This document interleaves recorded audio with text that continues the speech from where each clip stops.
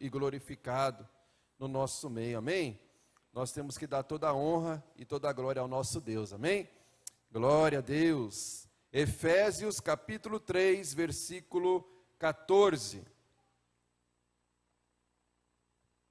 Diz assim a palavra do Senhor: por esta causa me ponho de joelhos diante do Pai, de quem toma o nome de toda a família, tanto no céu como sobre a terra, para que, segundo a riqueza da sua glória, vos conceda que sejais fortalecidos com poder, mediante o seu Espírito no homem interior, e assim habite Cristo no vosso coração pela fé, a fim de poderdes compreender com todos os santos qual é a largura, e o comprimento, e a altura, e a profundidade, conhecer o amor de Cristo, que excede todo o entendimento, para que sejais tomado de toda a plenitude de Deus.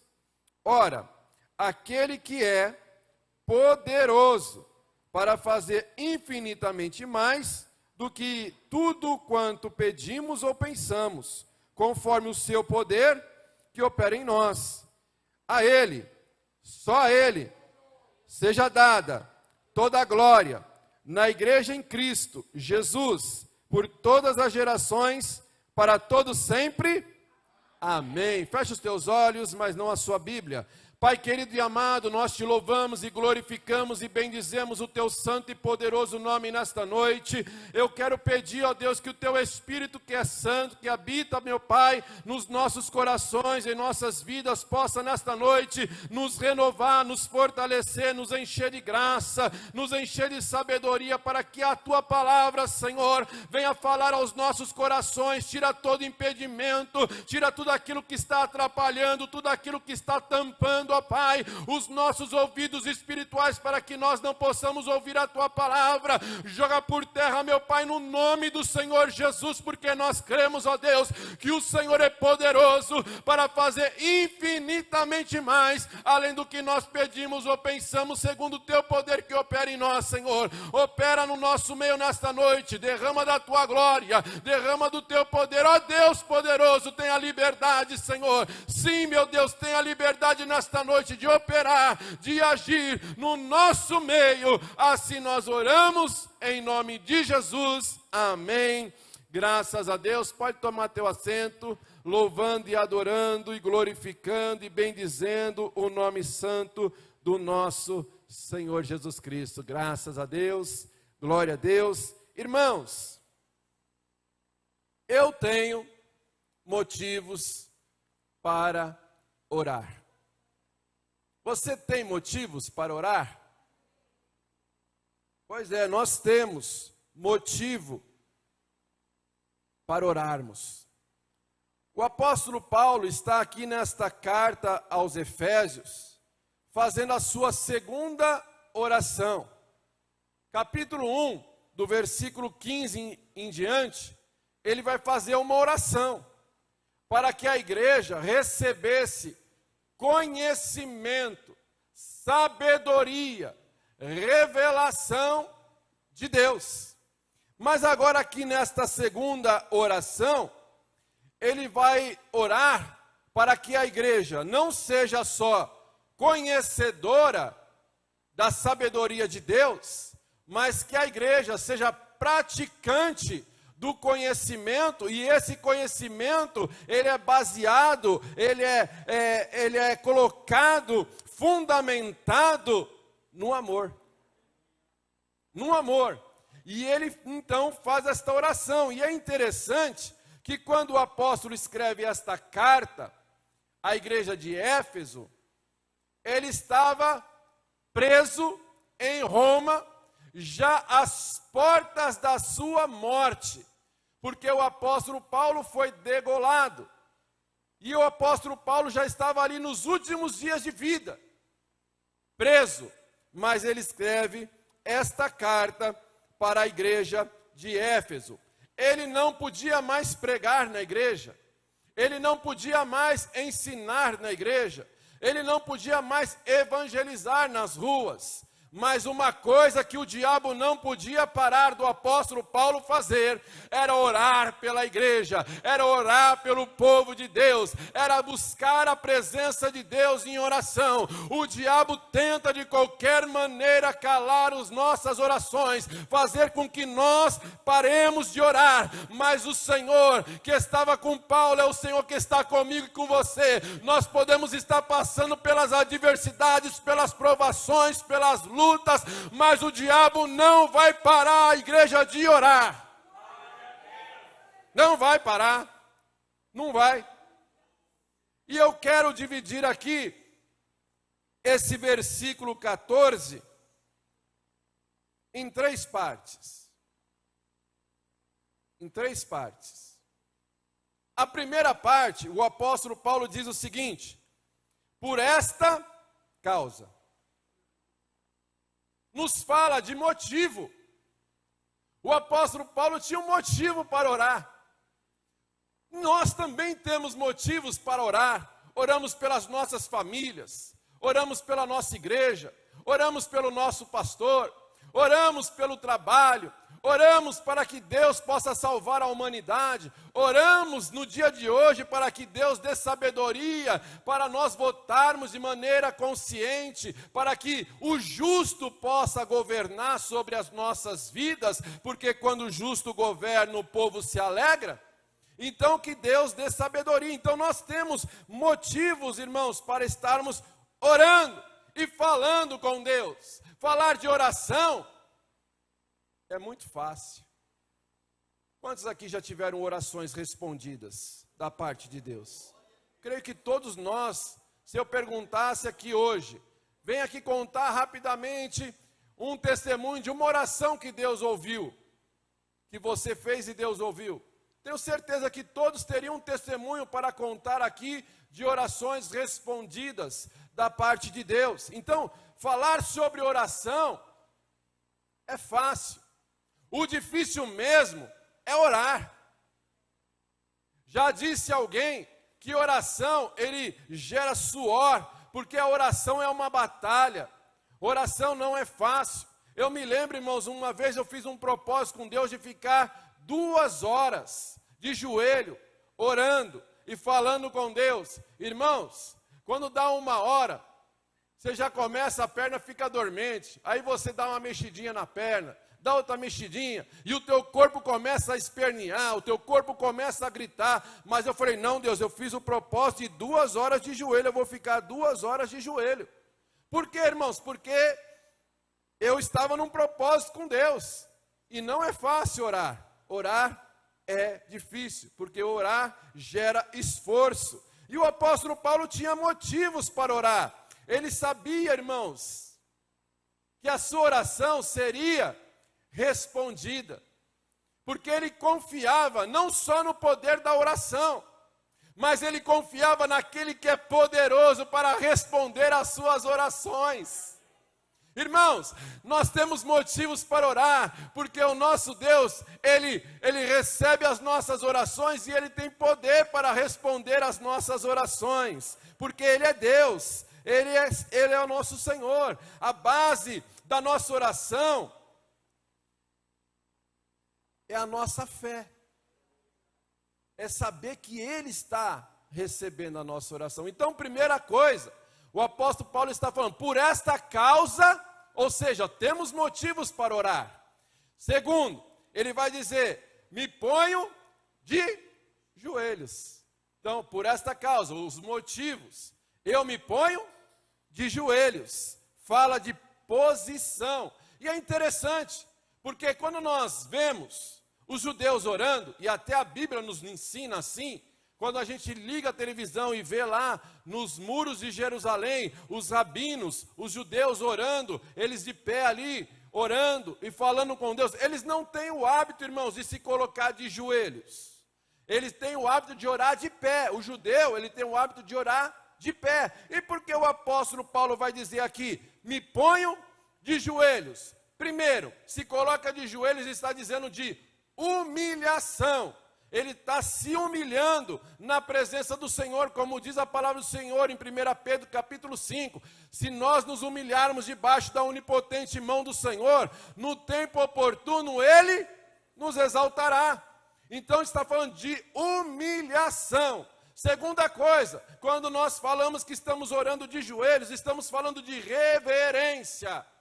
A igreja já perdeu a reverência há muito tempo, irmãos. Nós precisamos resgatar a reverência da parte de Deus. O que é ter reverência? É um respeito, é um temor, não medo, é o temor da presença de Deus no lugar, é o temor da presença de Deus nas nossas vidas. Quando nós temos reverência, nós tomamos cuidado naquilo que nós vestimos, nós tomamos cuidado com aquilo que nós falamos, nós tomamos cuidado com aquilo que nós vemos. Quando nós temos reverência, nós entramos na casa do Senhor e ficamos em silêncio, ficamos em obediência, ficamos em santidade na presença do Senhor. Isso é reverência. O apóstolo Paulo está falando: eu me ponho de joelhos. Por quê? Porque eu estou me humilhando na presença de Deus. Por quê? Eu estou tendo reverência na presença de Deus. E também fala de entrega. Eu estou entregando a minha vida em oração na presença do Pai. E é interessante que nós vemos alguns casos de joelhos na oração. Quando Elias estava lá orando: Senhor, envia chuva. Senhor, envia chuva. 7ª vez: Senhor, envia chuva. A Bíblia diz que ele estava de joelhos, com a cabeça entre as pernas, prostrado na presença do Senhor. Irmão, sabe o que eu entendo? Quando nós oramos de joelho, nós estamos mesmo clamando e precisando do agir de Deus nas nossas vidas. Quando nós estamos de joelhos, é porque é algo que nós necessitamos muito da parte de Deus. Posição. Não que quando nós oramos de pé, nossas orações não serão atingidas, ouvidas. Não porque quando nós oramos sentados, Deus não vai responder às nossas orações. Não.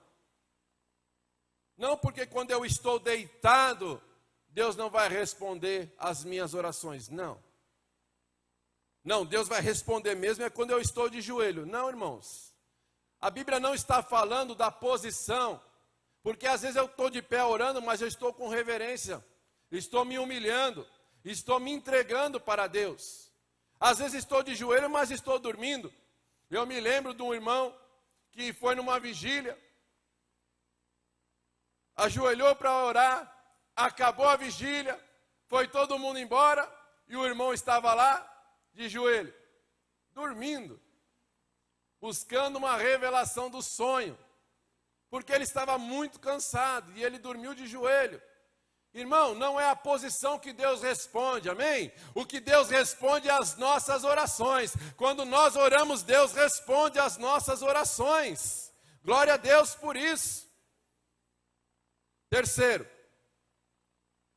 por esta causa me ponho de joelhos. Eu entendo aqui então que era algo que ele estava clamando e precisando com urgência da parte de Deus. Por esta causa me ponho de joelhos diante do Pai. Fala de fé, de confiança, de fé e confiança. Porque o apóstolo Paulo, irmãos, ele sabia que Deus tinha todo o recurso que ele precisava. E que Deus, por ele ter fé, que Deus, confiança, que Deus responderia às suas orações. Irmão, se nós entendermos isso, nós vamos orar mais. Porque o que você está precisando da parte de Deus? Você tem motivos para orar? Deus tem o que você precisa para te dar? Fechou, irmão. Só orar. Porque se você precisa de um emprego, Deus tem para te dar. Se você precisa de saúde, Deus tem para te dar.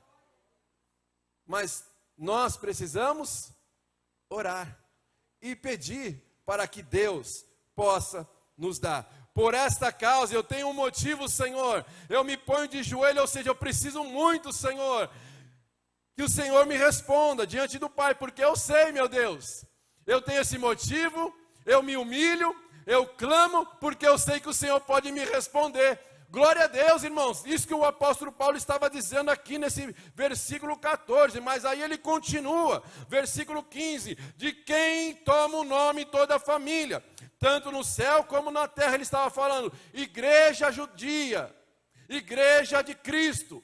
Nós somos uma família porque o nosso Pai é um só, é Deus. Então nós somos um só, tanto judeus como gregos, como igreja de Cristo. Nós somos um só, irmãos, em Cristo. Nós somos uma família em Cristo. Isso que o apóstolo Paulo está falando aqui em sua oração.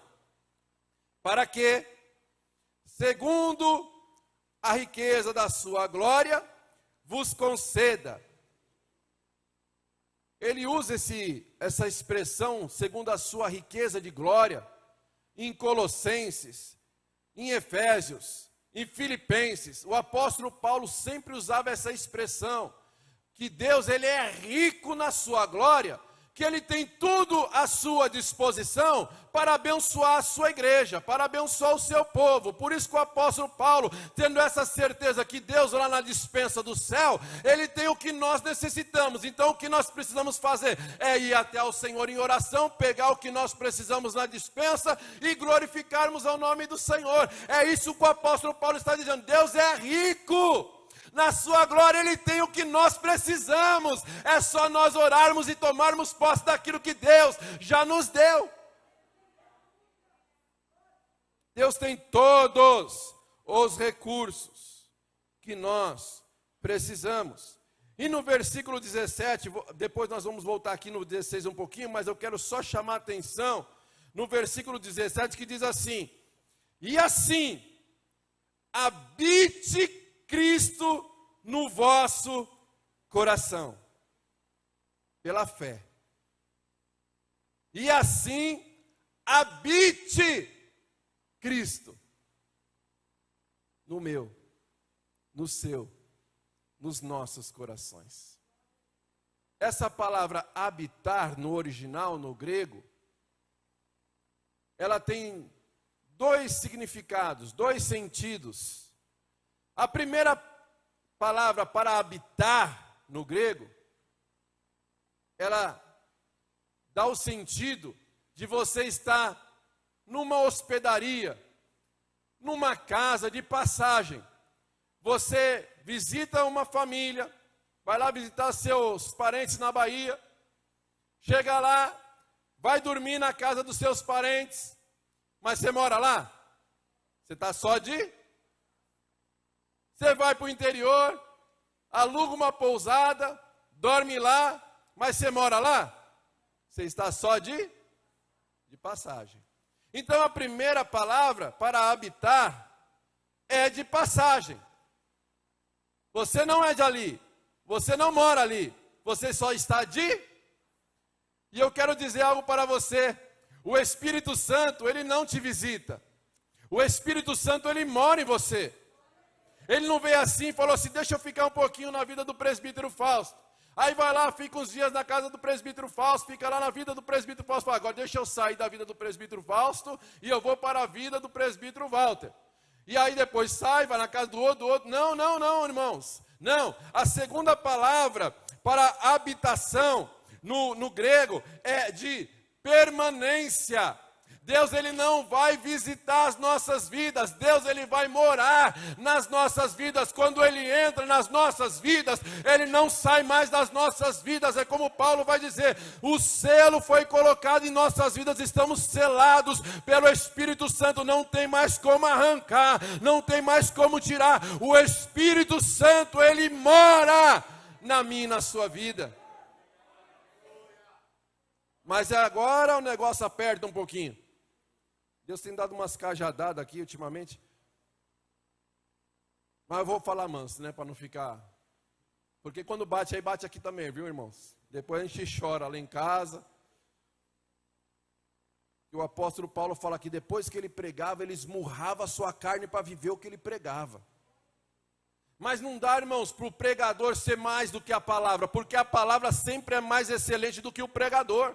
O pregador pode falhar e pisar na bola, mas a palavra de Deus permanece firmada no céu, de eternidade a eternidade. A palavra de Deus, ela não muda, é a mesma ontem, hoje e vai ser sempre, irmãos. A palavra não vai mudar. Tem dia que eu chego em casa, abro a porta, ixi, acho que eu entrei na casa do vizinho. Está tudo mudado, irmão.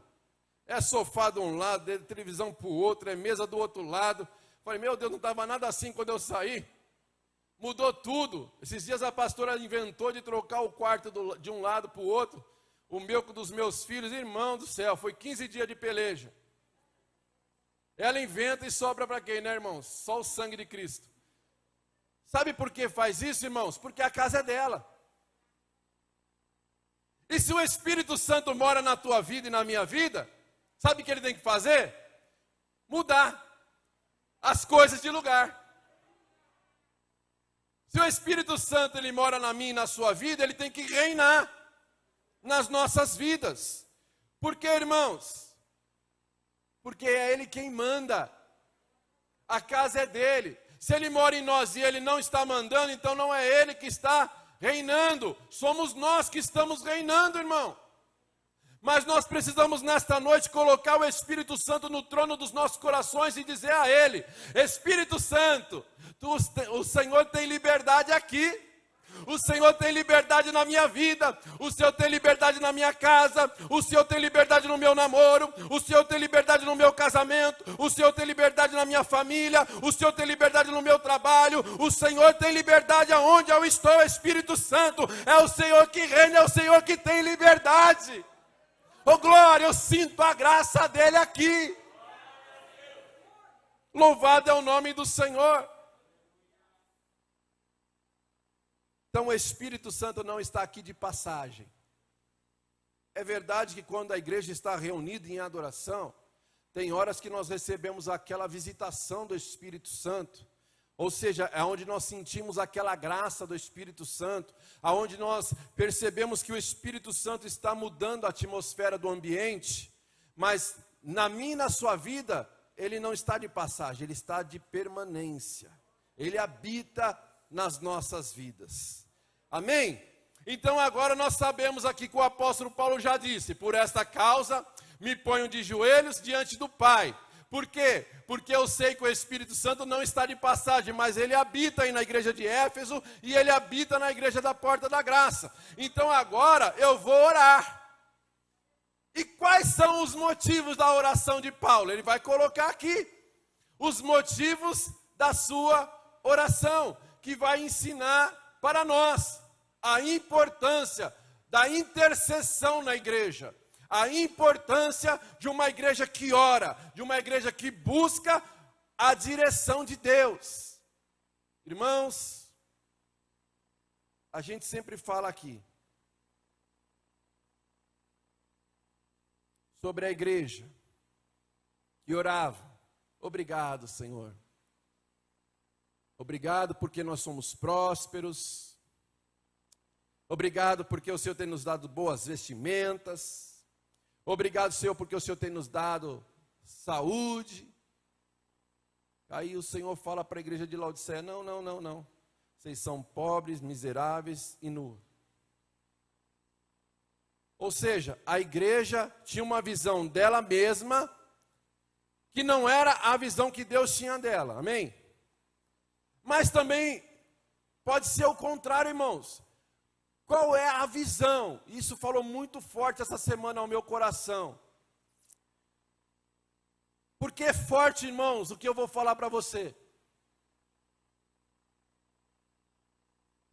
Nós temos uma visão da gente, amém? Às vezes você fala assim: não, eu sou bonitão, eu sou saradão, está com 190 quilos, sou saradão.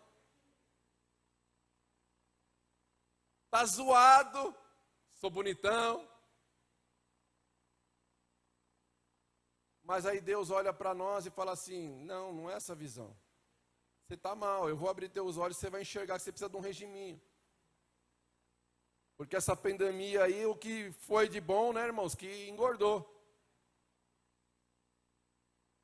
Entrou mais do que saiu, né, irmãos?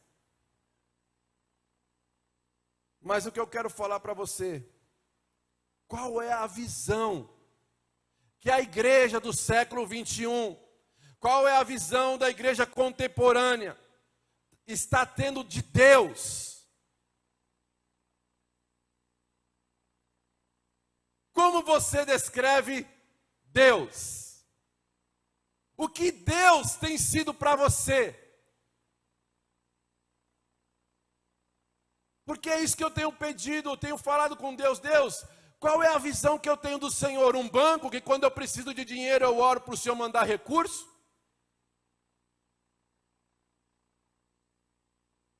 Qual é a visão que eu tenho de Deus? Um médico que quando eu estou doente, eu oro e Deus vira um doutor para cuidar de mim? Aliás, os irmãos foram para o Rio uma vez, né? Você estava junto? Os irmãos foram para o Rio uma vez, o carro do irmão quebrou, fundiu o motor, não sei se faltou água, óleo, o que aconteceu. Fundiu o motor no meio da serra. E o irmão foi orar a Deus, envia aqui o anjo mecânico para cuidar, para resolver o problema do carro, para arrumar o carro. Aí sabe o que Deus fez? Nada. Vai atrás do mecânico. Não, Deus tem que me dar tudo o que eu quero. Qual é a visão, irmãos, que nós estamos tendo de Deus? Ou Deus é um ser supremo, rico em misericórdia, um Deus amoroso, um Deus justo, que age com justiça, que quando Ele tem que tratar, Ele chacoalha a figueira,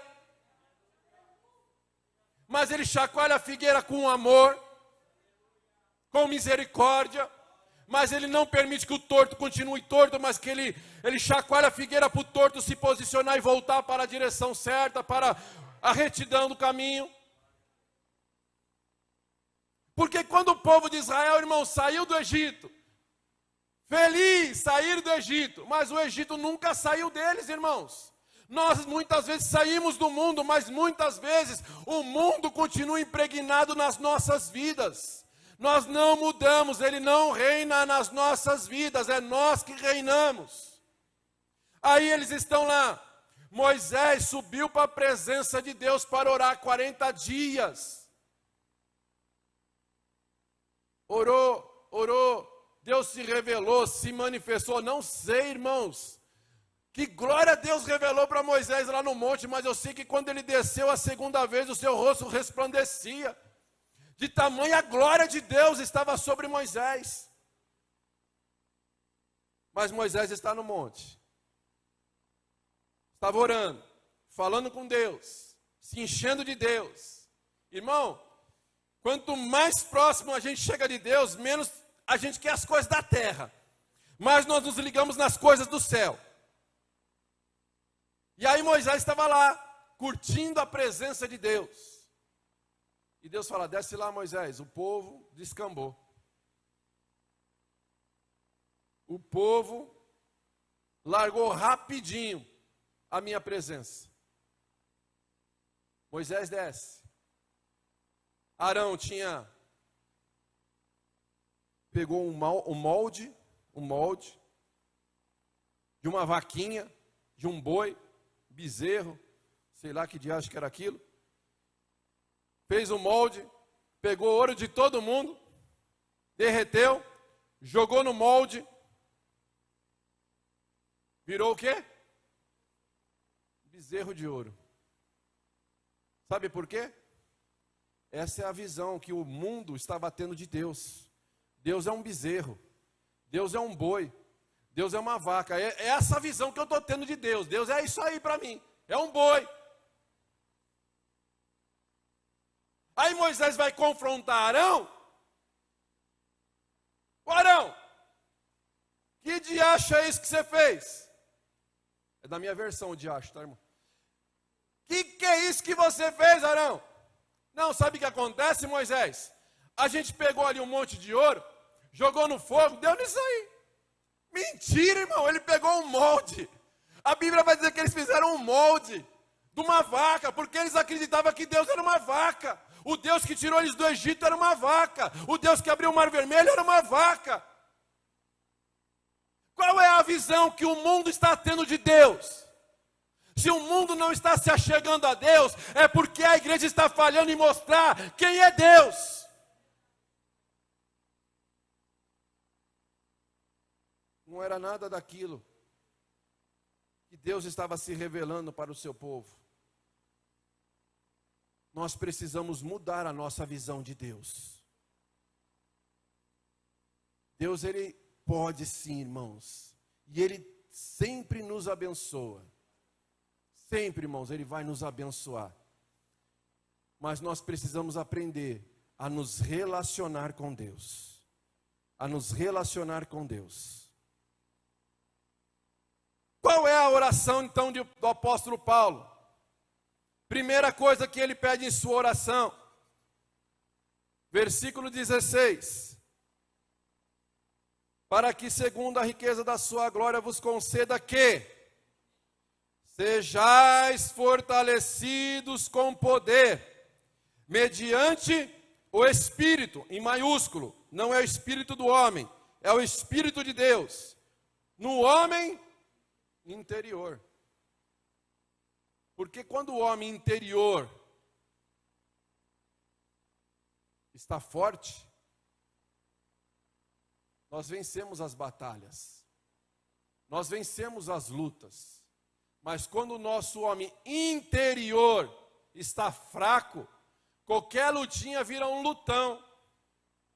Por isso que quando Davi vai desafiar, quando Davi enfrenta o gigante, ele não vê o tamanho do gigante, ele vê o tamanho do seu Deus, porque interiormente Davi estava forte, porque a sua comunhão, a sua fé em Deus era forte. Então ele poderia enfrentar o gigante e todos os filisteus juntos, porque ele confiava em Deus.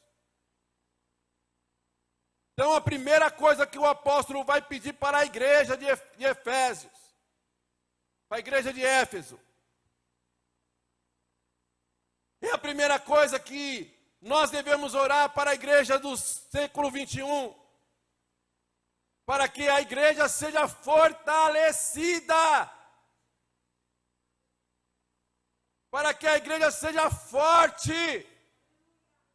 Mas no Espírito Santo de Deus. Não é uma igreja que vai todo mundo para a academia agora fazer musculação, não. A nossa academia tem que ser espiritual, porque quem é espiritual busca as coisas espirituais. Oh glória, louvado é o nome do Senhor Jesus, porque quando nós buscamos as coisas espirituais, nos fortalecemos espiritualmente.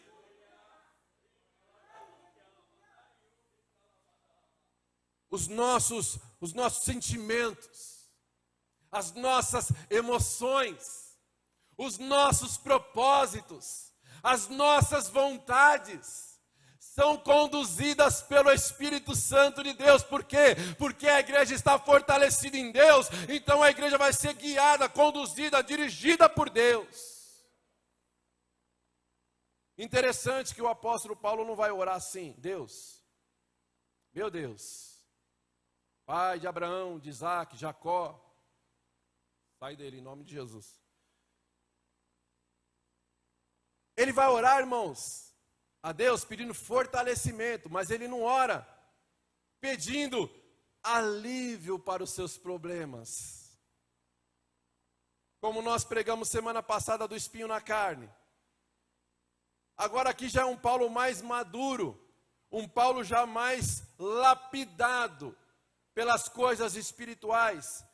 E ele entendeu que todas as lutas faziam parte do molde do caráter na vida dele, para aperfeiçoar o seu caráter cristão. Porque ele vai dizer lá em Colossenses: até que Cristo seja formado em vós. Esse é o propósito, essa é a ênfase do Evangelho. A luta, as bênçãos, as dificuldades, as vitórias, é tudo para fortalecer as nossas vidas, para que Cristo seja forjado, seja formado em nós. Porque o apóstolo Paulo vai dizer lá em Romanos, capítulo 2, versículo 1 e 2, para que nós não viemos tomar a forma do mundo, mas que nós sejamos transformados na glória de Deus. Sejamos fortalecidos. Não, Deus, nos alivia dessa perseguição. Não, Deus, nos alivia dessa pandemia. Não, Deus, nos livra dessa situação. Não, Deus, não. Ele vai orar não para que Deus dê alívio, mas para que Deus nos fortaleça no meio da tempestade, para que Deus nos fortaleça no meio das tribulações, para que Deus nos fortaleça no meio das perseguições. Deus, segundo a sua riqueza, Senhor, nos conceda poder para estarmos fortalecidos, porque nós sabemos que para o Senhor nada é impossível. Nada é impossível para Deus. Nada. Uma igreja forte, irmãos, não foge da luta, mas ela enfrenta as dificuldades no poder de Deus. Por isso que o apóstolo Paulo ora, e nós precisamos receber essa oração nesta noite, para que a igreja contemporânea seja uma igreja fortalecida no poder do Espírito Santo. Segunda coisa, que ele vai orar, para que a força da igreja não seja um braço duro, uma boca dura, mas seja no amor. Uma igreja que tenha força, poder para amar, para demonstrar o amor de Deus, através da sua vida, das suas atitudes. E ele vai dizer, versículo 17, e assim habite para sempre, não permanente, Cristo no vosso coração, pela fé, estando vós arraigados e alicerçados no ódio, na braveza, na contenda, em amor. O que é arraigados? É enraizados. Uma árvore grande tem grandes raízes. Pode vir a tempestade, pode vir o vendaval, e ela vai acontecer o quê? Fica firme, porque uma árvore que tem raízes não cai com a tempestade. E o apóstolo Paulo vai orar, igreja, vocês precisam ter raízes na palavra. Igreja precisa ter raízes na oração. Igreja precisa ter raízes na comunhão. A ênfase é tão grande que ele vai dizer outro verbo. Que vocês sejam arraigados e alicerçados. O que é alicerce? O alicerce é a base da construção. Quando o alicerce é forte, você pode construir a casa que ela não vai cair. Mas se não tem alicerce, vai vir a tempestade e a casa vai cair. O que o apóstolo Paulo está falando, nosso amor em Deus tem que ser tão forte, que quando vinha a tempestade, o irmão não me deu a paz do Senhor, o pastor passou direto, o pastor não falou comigo, a raiz, o alicerce é tão forte, que você não vai olhar para essas circunstâncias, mas você vai continuar olhando para Deus, porque o Senhor é o autor e consumador da nossa fé. Arraigados. O Senhor Jesus vai falar sobre a casa que foi construída sobre a areia. E a mesma casa foi construída sobre a rocha. E é interessante que o dia mau veio para os dois. O dia mau veio para a casa que estava na areia, E o dia mau veio para a casa que estava na rocha. Então significa que você está na rocha, que é a palavra de Deus, que é Cristo, que não vai vir a tempestade. Mas o resultado que é diferente. O vento veio, a tempestade veio. A casa que estava sobre a areia, aconteceu o quê? Caiu.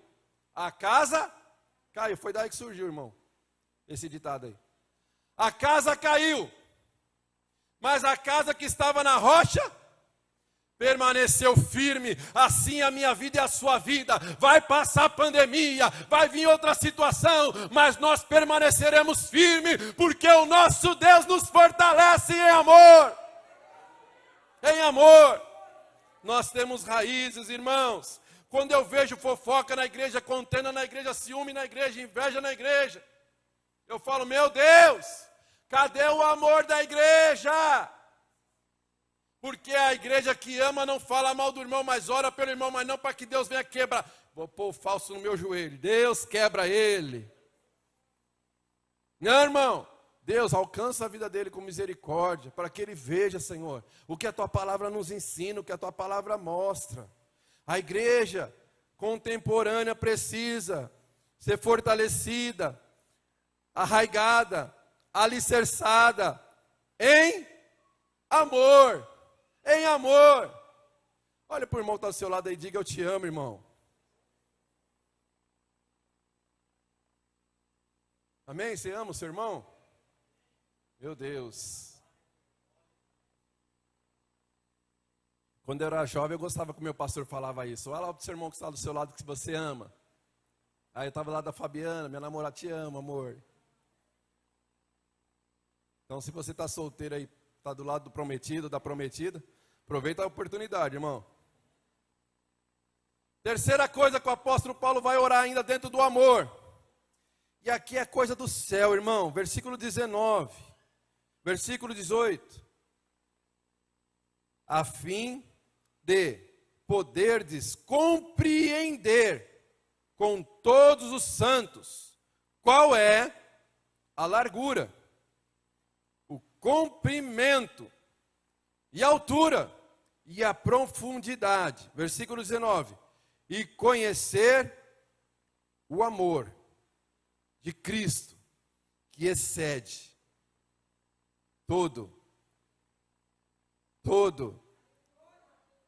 todo entendimento.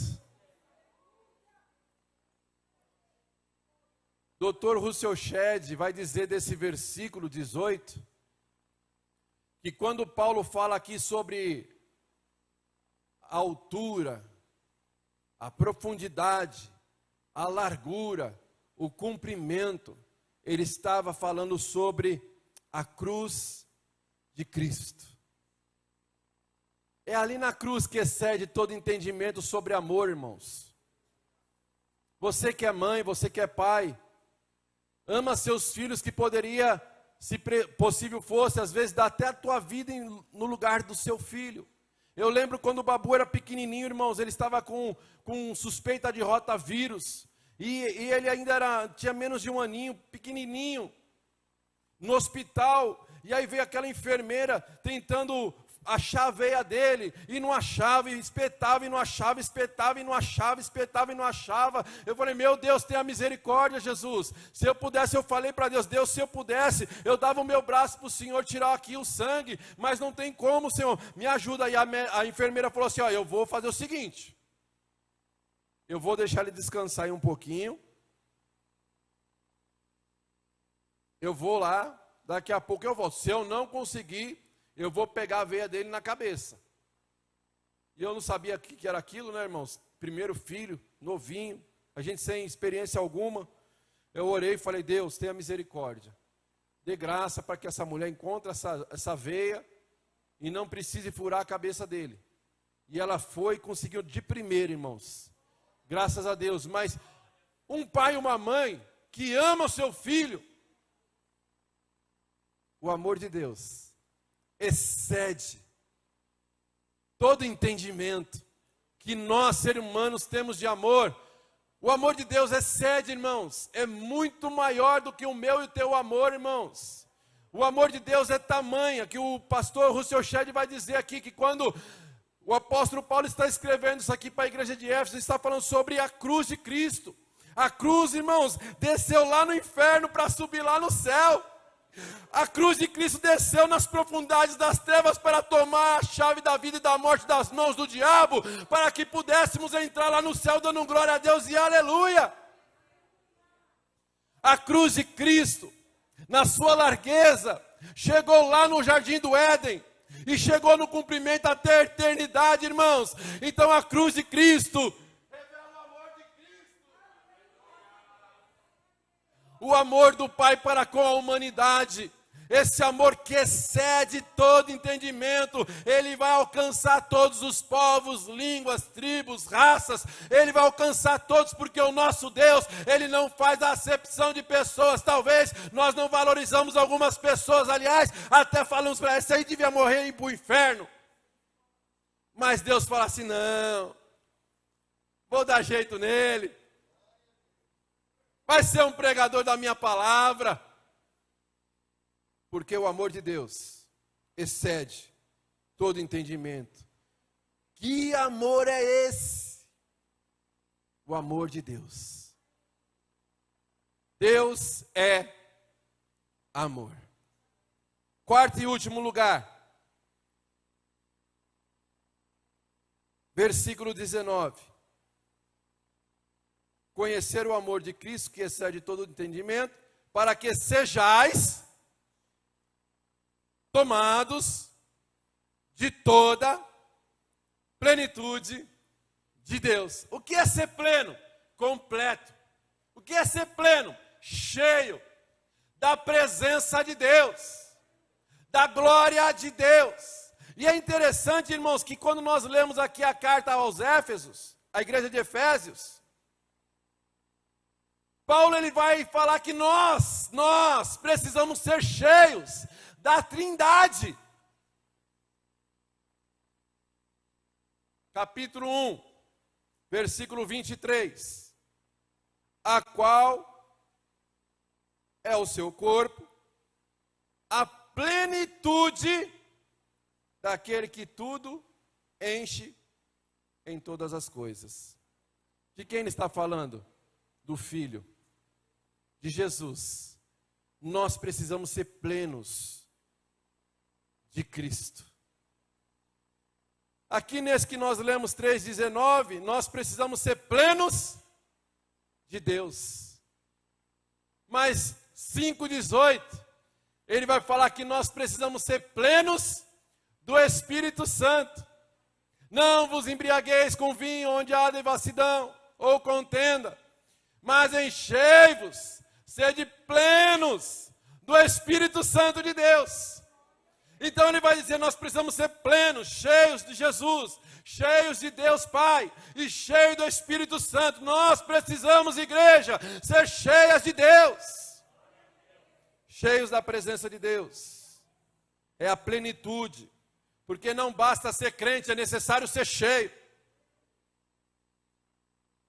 Ser cheio do Espírito Santo, precisamos viver a plenitude de Deus. Versículo 20.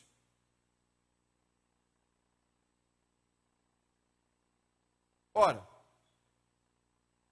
aquele que é poderoso para fazer infinitamente mais do que tudo quanto pedimos ou pensamos.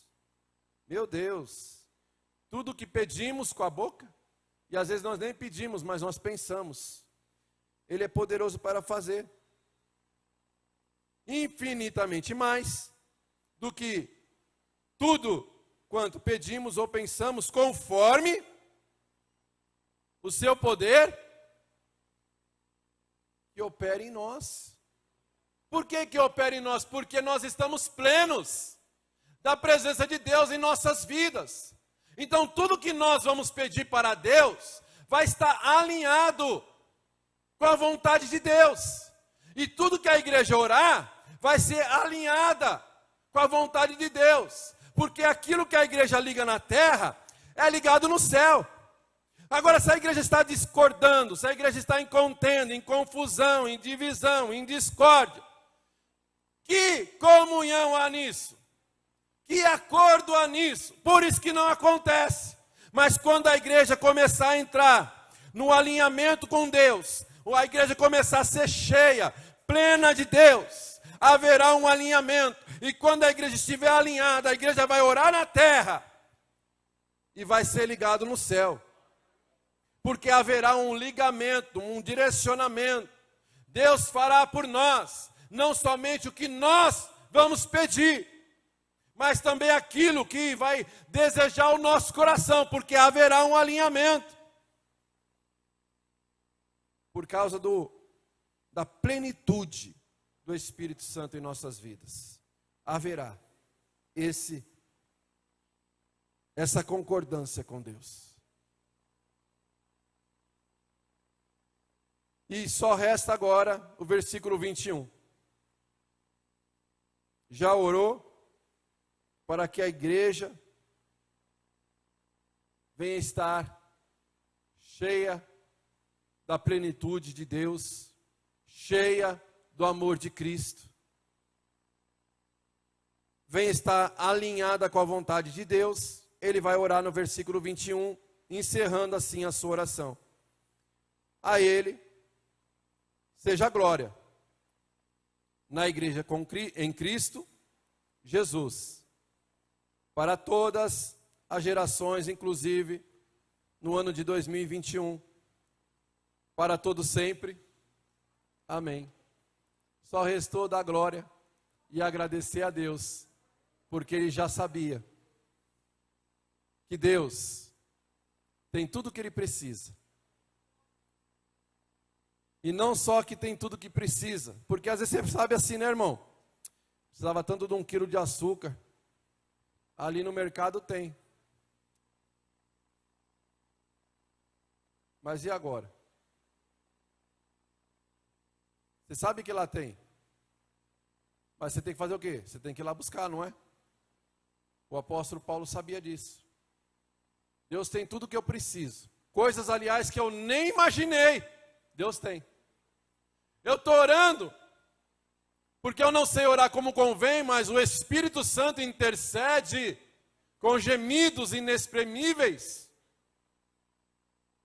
Meu Deus, queria tanto que a igreja se tornasse uma igreja que orasse mais. Aí Deus fala assim: você nem sabe o que eu tenho para vocês. É muito mais do que você pediu. É Deus, é. Ah, então beleza. Vou sentar, tomar um suco de maracujá gelado e aguardar a promessa do Senhor. Não, irmão. Não, Deus, eu sei que o Senhor tem, e eu confio, Deus, que o Senhor pode me dar agora. Eu confio, Deus, que eu preciso de resolver aquela situação, e o Senhor pode resolver para mim. Então, resumidamente, o apóstolo Paulo, ele não só sabia que Deus tinha na despensa tudo que ele precisava, como Deus é poderoso para resolver todas as situações que ele precisa, muito mais além do que ele imaginava. Então você, irmão, que está precisando de receber algo da parte de Deus, um milagre, uma providência, Deus pode resolver. É só nós crermos e confiarmos no Deus do qual nós oramos, porque Ele vai responder às nossas orações. Não é a posição de pé, sentado, deitado, ajoelhado, mas é a oração que Deus responde. E Deus responderá às nossas orações, amém? Se coloque de pé em nome de Jesus. Vamos orar para que a igreja possa amar mais. Porque Tiago disse: mostra-me as tuas obras e eu digo que você tem fé. Jesus disse que é pelo fruto que conhece a árvore. Quais são os seus frutos que você tem apresentado diante de Deus? Tem vezes que nós oramos e oramos. E parece que nada está acontecendo. Será que nós estamos orando alinhado com o céu? Porque tem horas que nós vamos orar sim, irmãos, bastante por uma coisa. E Deus está nos ensinando a perseverar na fé, a perseverar na oração. Se ele demora, você desiste e fala, tá vendo? Ele nem queria isso. Agora, quando passa um mês, 2 meses, você está lá ainda na oração, Deus, eu preciso, eu quero, eu desejo. Aí ele fala, não, de fato ele quer mesmo, eu vou abençoar. Porque ele tem perseverança na oração. Então, se você está pedindo algo para Deus e ainda você não recebeu, se alinha com o céu, fala, Deus, eu estou no centro da tua vontade, ou isso que eu estou pedindo, é facinho de saber, irmão. Se o que você está pedindo vai glorificar a Deus ou vai glorificar o homem.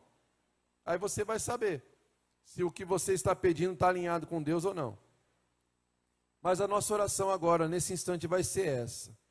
Para que Deus venha alinhar a igreja, porta da graça, com o céu. Para que nós não viemos estar fazendo bezerros de ouro, mas que nós viemos adorar o Deus vivo, que não tem como descrevê-lo em imagem alguma. Feche os teus olhos. Senhor Deus, o apóstolo Paulo